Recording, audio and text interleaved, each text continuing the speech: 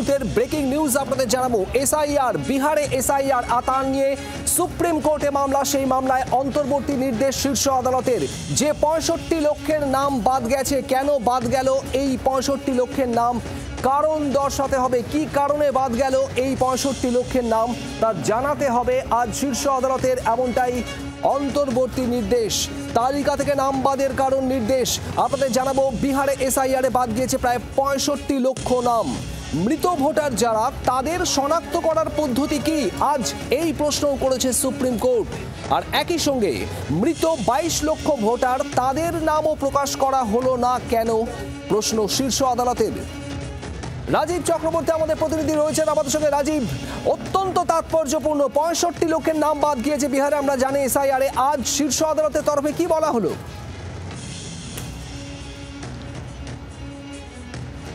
দেখো, শীর্ষ আদালতে আজকে এসআইআর মামলা অত্যন্ত গুরুত্বপূর্ণ একটা জায়গায় ছিল, যেখানে আজকের শুনানিতে একটি অন্তর্বর্তী নির্দেশও সুপ্রিম কোর্ট দিয়েছে। এবং এই অন্তর্বর্তী নির্দেশ এই মামলার ক্ষেত্রে, এই বিতর্কের ক্ষেত্রে অত্যন্ত গুরুত্বপূর্ণ। সুপ্রিম কোর্ট আজকে জানিয়ে দিয়েছে তাদের অন্তর্বর্তী রায়ে যাদের নাম পড়েছে, বাদ পড়েছে, তাদের সেই এলাকার, যে এলাকা থেকে, যে বুথ থেকে, যে ব্লক থেকে তাদের নাম বাদ পড়েছে, সেটি তাদের সংশ্লিষ্ট বুথের অফিসে, সংশ্লিষ্ট পঞ্চায়েতে, সংশ্লিষ্ট বিডিও অফিসের নাম ঝুলিয়ে দিতে হবে। কাদের নাম বাদ গিয়েছে, কেন বাদ গিয়েছে, অর্থাৎ শুধুমাত্র নাম বাদ চলে গেল আর নাম যাদের বাদ গেল তারা কোথাও, তাদের যাদের হাতে ইন্টারনেট নেই তারা জানবে কি করে কিভাবে তাদের নাম বাদ গিয়েছে কি বা না। সুপ্রিম কোর্টের আজকের নির্দেশ অত্যন্ত গুরুত্বপূর্ণ। দেখো, বিহারে 65 লক্ষ ভোটারের নাম বাদ গিয়েছে, যার মধ্যে 22 লক্ষ ভোটার মৃত। সুপ্রিম কোর্ট আজকে প্রশ্ন করেছে, যারা মৃত তাদের নাম বাদ গিয়েছে, সেই নামের তালিকা কি প্রকাশ করা হয়েছে? এক্ষেত্রে নির্বাচন কমিশন নিরুত্তর ছিল। নির্বাচন কমিশনের তরফ থেকে আইনজীবী রাকেশ দ্বিবেদী তিনি আজকে পুরো বিষয়টিকে এই জায়গায় প্রকাশ করছিলেন যে রাজনৈতিক দলগুলি নিজেদের মধ্যে যে লড়াই, একটি দল আরেকটি দলের সঙ্গে যে লড়াই, সেটিকে তাই এই লড়াইয়ের মধ্যে নির্বাচন কমিশনকে নিয়ে আসছে। কেউ নির্বাচনে পরাস্ত হলেই ইভিএমের ওপর দোষ দেওয়া হচ্ছে। এই বিষয় থেকে সরে গিয়ে আজকে সুপ্রিম কোর্ট জানতে চায় যে যাদের নাম বাদ গিয়েছে তাদের তালিকা প্রকাশ করা হয়েছে কি, একদম কাদের নাম বাদ গেল, যার নাম বাদ গেল তারও জানার অধিকার রয়েছে। সুপ্রিম কোর্ট আনকোর্ট এই মন্তব্য করেছে, যাদের নাম বাদ যাচ্ছে তাদেরও অধিকার রয়েছে কি কারণে নাম বাদ গিয়েছে জানবার।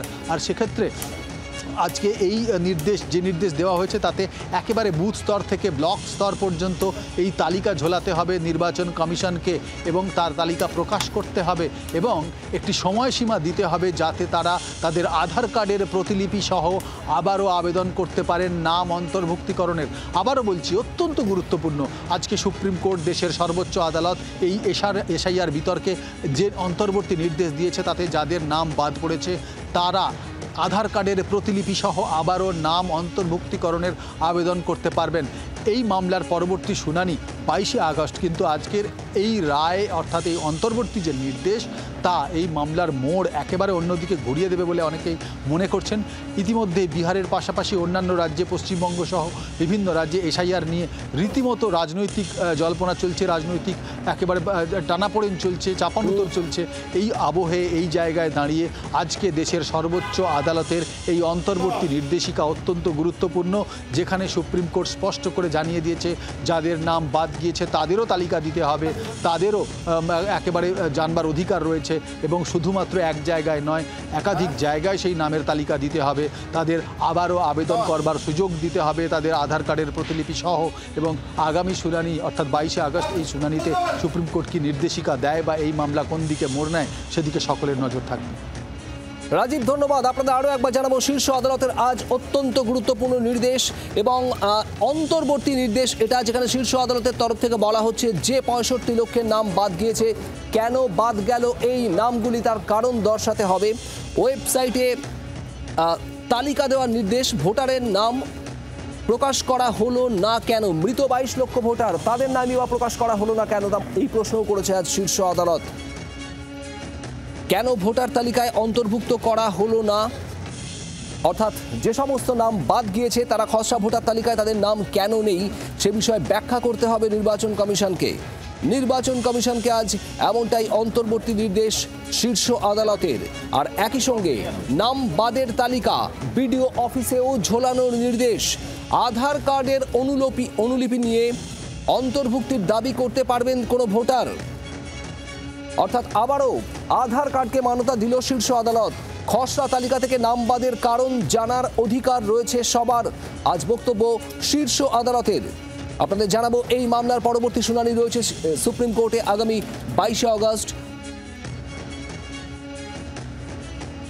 এই মুহূর্তে আমাদের সঙ্গে টেলিফোন লাইনে রয়েছেন তৃণমূল নেতা তন্ময় ঘোষ। তন্ময় বাবু, শীর্ষ আদালতের আজ খুব গুরুত্বপূর্ণ একটা নির্দেশ, অন্তর্বর্তী নির্দেশ দেওয়া হয়েছে এসআইআর মামলায়, যেখানে বলা হচ্ছে বিহারে এসআইআরে যে 65 লক্ষের নাম বাদ গিয়েছে তাদের নাম জানাতে হবে, কেন নাম বাদ গেল সেই কারণ দর্শাতে হবে, মৃত ভোটার যে 22 লক্ষ তাদের নামও জানাতে হবে এবং বিডিও অফিসে তালিকা ঝোলানোর নির্দেশ দিয়েছেন।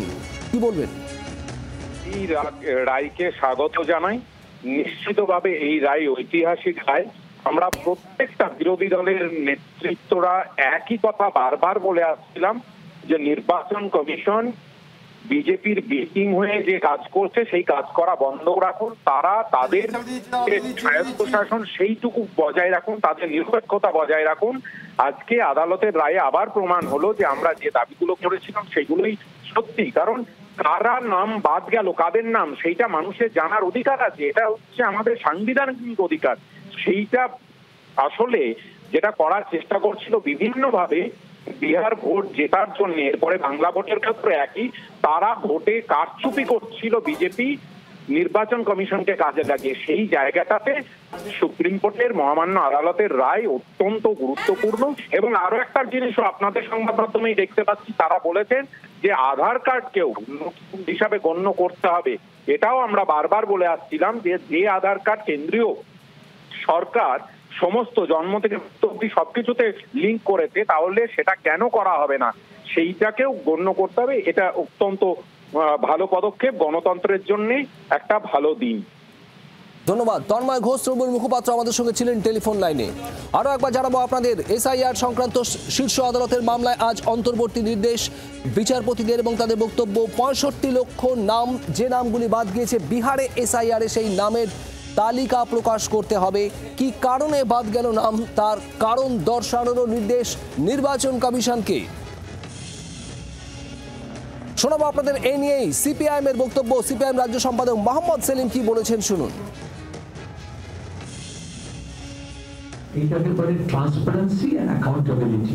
ভোটার লিস্ট যাতে নির্ভুল হয় তা করার দায়িত্ব ইলেকশন কমিশনের। আমাদের দেশে আমাদের সংবিধান অনুযায়ী জনগণ হচ্ছে সার্বভৌম। তাহলে তার যখন নাম বাদ দিচ্ছ, স্বচ্ছ থাকবে না। আমরা বাংলায় তো স্বচ্ছতা মানে বলি ট্রান্সপারেন্সি যেটা আছে, ওটা আবার হিন্দিতে বলে ওরা পারদর্শিতা।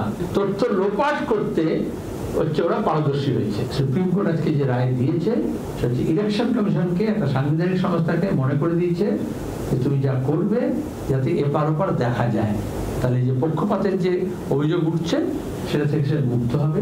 আর দুই, যে মানুষের নাম তুমি বাদ দিচ্ছ তার তো জানার অধিকার আছে কেন তার নাম বাদ দেওয়া হলো। একদিকে 65 লক্ষ নাম, যে নাম বাদ গিয়েছে খসড়া তালিকা থেকে সেই নামের তালিকা প্রকাশ করতে হবে, অর্থাৎ যার নাম বাদ গেল তার জানার অধিকার রয়েছে, এমনটাই বক্তব্য শীর্ষ আদালতের। একই সঙ্গে কি কারণে বাদ গেল নাম সে বিষয়েও ব্যাখ্যা করতে হবে নির্বাচন কমিশনকে।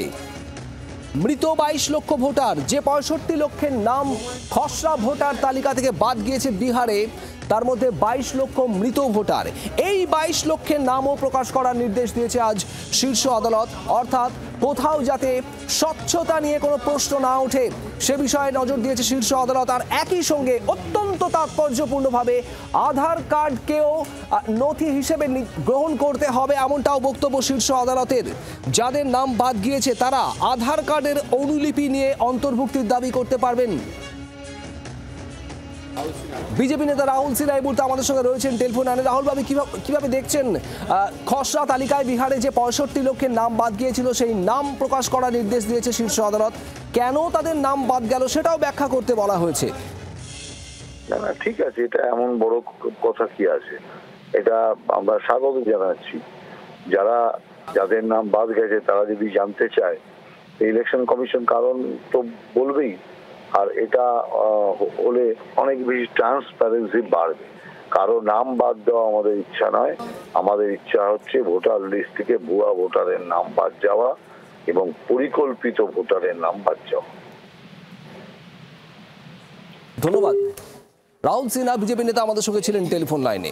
শুধুমাত্র খসড়া তালিকা থেকে বাদ যাওয়াদের নাম প্রকাশই নয়, একই সঙ্গে নাম বাদের তালিকা বিডিও অফিসেও ঝোলানোর নির্দেশ।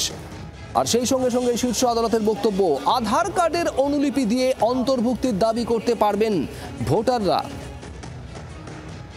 এর আগেও নির্বাচন কমিশনকে শীর্ষ আদালতের পরামর্শ ছিল আধার কার্ডকে গ্রহণ করা হোক প্রামাণ্য নথি হিসেবে।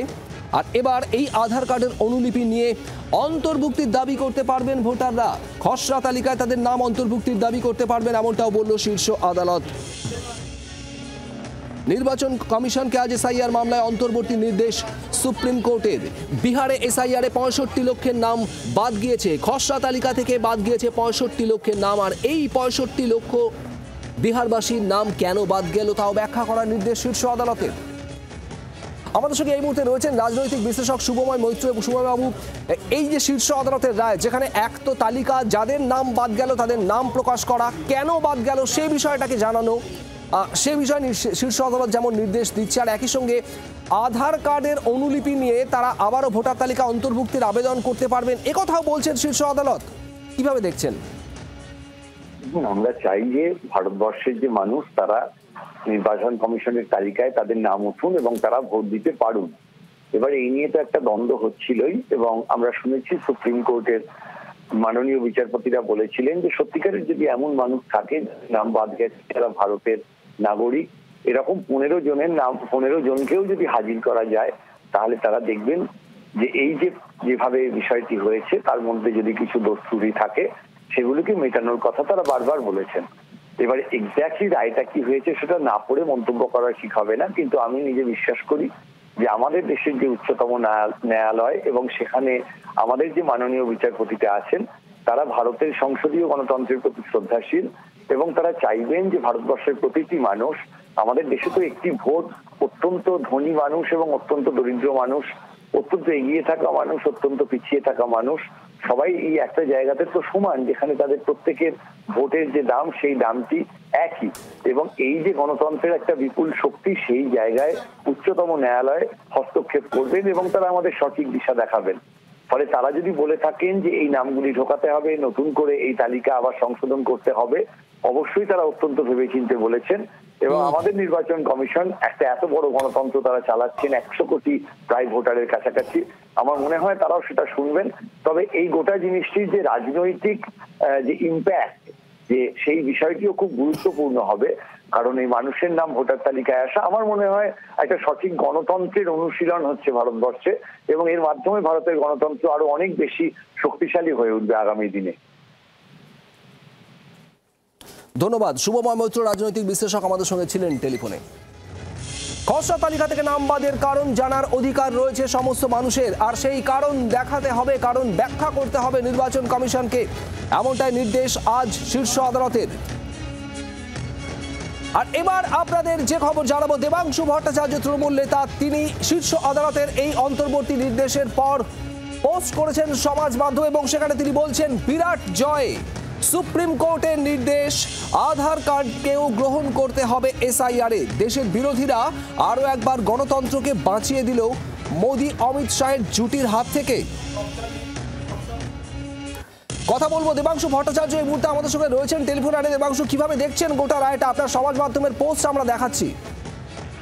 দেখুন, এটা তো আমরা প্রথম দিন থেকে বলে আসছিলাম যে গোটা বিষয়টাতে যে বেসিক ডকুমেন্ট গুলো সাধারণ মানুষের কাছে থাকে সেগুলোকেই বাদ দেওয়া হয়েছে, এবং বেছে বেছে এমন কিছু ডকুমেন্টকে দেওয়া হয়েছে যেগুলো সাধারণ গরিব মানুষের কাছে থাকার কথা নয়। আমাদের দেশে কি আরো একবার স্পষ্টত ভারতবর্ষে গরিব এবং বড় লোকদের বিভাজন করতে চাইছে কেন্দ্র সরকার? যারা প্রিভিলেজ, যাদের কাছে ডকুমেন্টেশনের সুবিধা রয়েছে, যারা যে কোনো রকম সোর্স খাটিয়ে 5টা ডকুমেন্ট জোগাড় করতে পারেন, সেই সমস্ত মানুষরাই কি শুধু দেশের নাগরিক?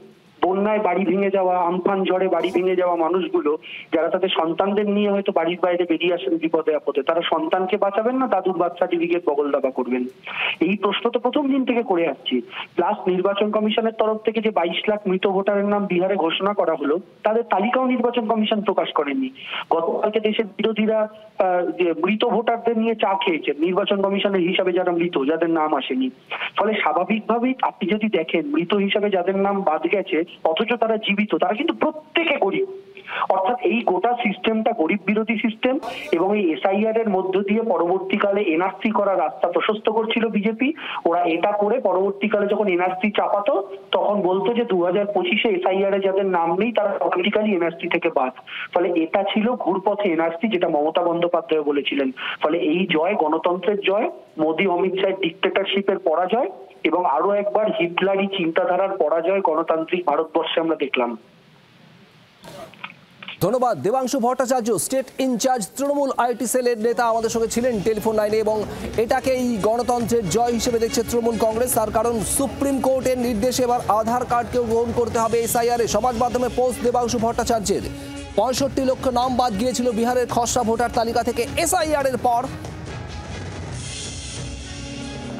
এই মুহূর্তে আমাদের সঙ্গে টেলিফোন লাইনে রয়েছেন অবসরপ্রাপ্ত বিচারপতি অশোক গঙ্গোপাধ্যায়।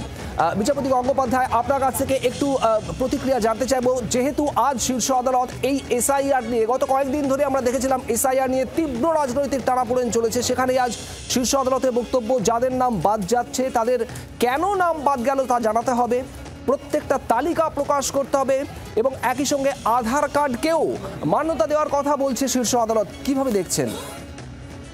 দেখুন, এর থেকে বোঝা যাচ্ছে যে শীর্ষ আদালত